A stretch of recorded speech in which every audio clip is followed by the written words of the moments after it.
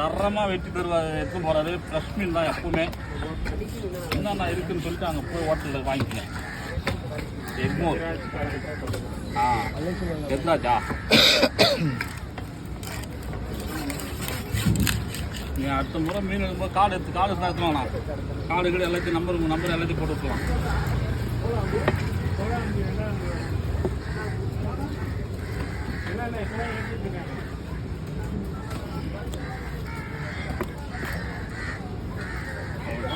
பக்காவான நெருப்பு மாதிரி.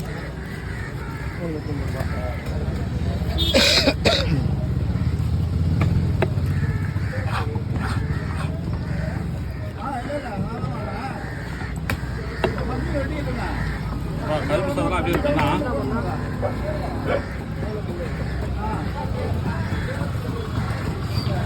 கவர் வேணும்ண்ணா. அவ்வளோதான்.